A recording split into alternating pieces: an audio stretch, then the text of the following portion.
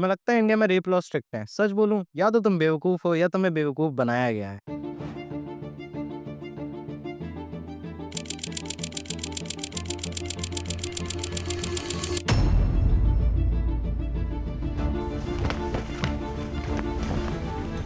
अब इंडिया में laws week नहीं है, बस पूरा सिस्टम ही ऑप्टिमाइज्ड है क्रिमिनलों के लिए। यहाँ रेप एक क्राइम नहीं है, एक पॉलिटिकल इनकन्वीनियंस है, और इस इनकन्वीनियंस को सिस्टम हैंडल करना जानता है। डिले करो, दबा दो, थका दो और फिर एंड में बोल दो सबूत नहीं मिला। आज मैं किसी एक केस के बारे में बात नहीं करूंगा, बल्कि मैं स्टेप बाय स्टेप इस पूरी डिजाइन को एक्सपोज करूंगा। वो डिजाइन जो हर साल हजारों रेपिस्ट को बचा लेता है और हजारों विक्टिम्स को जिंदा लाश बना देता है। ये वीडियो तुम्हें अनकंफर्टेबल करेगा, क्योंकि यही मेरे और तुम्हारे देश का असली चेहरा है।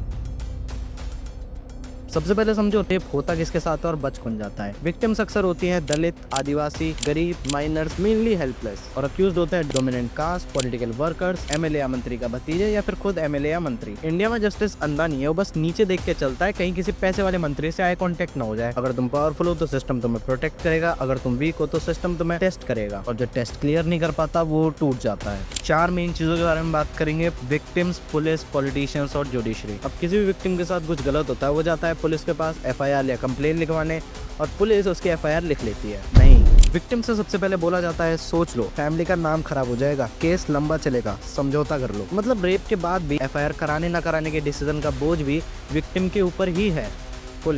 पुलिस काम करती है फिल्टर का। एफआईआर लिखने से पहले चेक होता है अक्यूज्ड कौन है, किस पार्टी का है, किसकी कॉल आ सकती है। अगर नाम हैवी है तो एफआईआर लाइट हो जाती है। ऑब्वियसली हर पुलिस नहीं, लेकिन जो अपना काम करते हैं ये लोग उन्हें भी अपना काम करने से रोकते हैं। पॉलिटिशियंस, एमएलए, मिनिस्टर्स, जिनका काम होता है जनता का भला करना, वो विक्टिम को प्रोटेक्ट नहीं करते। एक्चुअली ये लोग ऑपरेट करते हैं क्या? ऑफिसर ट्रांसफर, विटनेस प्रेशर और प्रोसिक्यूटर चेंज। और ये सब सिर्फ अक्यूज को बचाने के लिए, क्योंकि या तो वो रूलिंग पार्टी का मेंबर है या फिर वो खुद पार्टी को ही फंड करता है। खैर, फिर यही पब्लिक में आके बोल देते हैं कि लॉ अपना काम करेगा। जुडिशरी, लोअर कोर्ट्स में जस्टिस नहीं, एंड्योरेंस टेस्ट होता है। एडजॉर्नमेंट्स, तारीख, साल, जज थक जाता है, विक्टिम की सारी हिम्मत टूट जाती है और अक्यूज फ्री घूमता रहता है। अब बोलते हैं लॉज तो स्ट्रिक्ट है ना? हाँ, पेपर पे IPC 376, POCSO, fast track courts, ये सब है। अब रियलिटी सुनो 3 स्टेजेस में: रिपोर्टिंग, इन्वेस्टिगेशन और ट्रायल। रिपोर्टिंग, एफआईआर जानबूझ के डिले करी जाती है या लिखी नहीं जाती, या सेक्शन ही गलत लगा दिए जाते हैं, और delay is equals to case weak. Investigation, अब एफआईआर करने के बाद भी सबूत कोर्ट में पेश ही नहीं करे जाते हैं, मैनिपुलेट करे जाते हैं, मेडिकल या पोस्टमार्टम सही से होता नहीं है, और फॉरेंसिक रिपोर्ट्स कोर्ट्स में महीनों बाद आती है। हर डिले और हर सो कॉल्ड मिस्टेक का फायदा सिर्फ अक्यूज्ड को। ट्रायल में जाते हैं 5 साल, 7 साल, 10 साल। विक्टिम्स पैसे से हार जाते हैं, मेंटल हेल्थ खराब, विटनेस हॉस्टाइल जैसी चीजें भी होती हैं, और जज बोलते हैं benefit of doubt. Benefit of doubt नहीं, बेनिफिट ऑफ पावर है। लोग बोलते हैं तो यूपी बिहार का इशू है। झूठ। यूपी, एमपी, राजस्थान, हरियाणा, बिहार,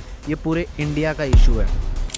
और हर जगह अक्यूज्ड एक कॉमन फैक्टर की वजह से जीत जाता है, वो है किसी भी छोटे गांव में रेप सिर्फ विक्टिम पे नहीं होता, बल्कि पूरे समाज पे होता है। इसलिए अक्सर विक्टिम्स को चुप कराया जाता है खाप, पंचायत और फैमिली प्रेशर के द्वारा। अब क्यों फेल होता है ये सिस्टम? 3 मेन रीजन है: पेट्रियार्की, पॉलिटिक्स और डर। यहाँ रेपिस्ट को क्रिमिनल और रेप को क्राइम नहीं, बल्कि विक्टिम की ही इज्जत पे कलंक माना जाता है, और इज्जत तो हमेशा लड़की की होती है, रेपिस्ट की थोड़ी। ये सिस्टमैटिक बाईपास 5 तरीकों से होता है: police manipulation, witness intimidation, evidence tampering, judicial delay. Police को मैनिपुलेट करके एविडेंस लेट करवाया जाता है, जो सेक्शंस लगने चाहिए वो नहीं लगाए जाते, और ये सब ब्राइबरी के थ्रू किया जाता है, मतलब पैसे देके। विटनेस और विक्टिम को डराया जाता है, बच्चों का ध्यान रखो, गाँव में रहना मुश्किल कर दिया जाएगा, जान से मार देंगे, ये सारी चीजें बोल के। एविडेंस टेम्परिंग करी जाती है अपनी पावर और पैसे का यूज करके। उसके बाद मीडिया कंट्रोल होता है, जहां विक्टिम का ही कैरेक्टर असैसिनेशन होता है, या पॉलिटिकल पार्टीज एक दूसरे पे ब्लेम डालते हैं कि आपके एमएलए ने ये किया, आपके मंत्री ने ये किया, उनको जगह पकड़ो पहले। एडजॉर्नमेंट को एज अ वेपन यूज किया जाता है। बिल्किस बानो केस का एग्जांपल लूं तो 2002 गुजरात रिवॉर्ड्स के दौरान बिल्किस बानो के साथ गैंग रेप हुआ, उनके 7 फैमिली मेंबर्स और एक 3 साल की बच्ची को मार दिया गया। केस को गुजरात से सीबीआई और मुंबई कोर्ट ट्रांसफर किया गया, क्योंकि गुजरात में फेयर ट्रायल पॉसिबल ही नहीं था। 2008 में 11 लोगों को उम्र कैद की सजा मिली, लेकिन 2022 में गवर्नमेंट ने उन 11 कन्विक्ट्स को प्रीमेच्योर रिलीज कर दिया। पर रेप और मास मर्डर जैसे कम्युनल वायलेंस में 2014 की पॉलिसी के हिसाब से रेमिनेशन मिलनी ही नहीं चाहिए थी। फिर भी गुजरात गवर्नमेंट ने 1992 की पुरानी पॉलिसी यूज की। इसके बाद जेल से निकलते वक्त कन्विक्ट्स को फूलों की माला पहनाई गई और मिठाई भी बांटी गई।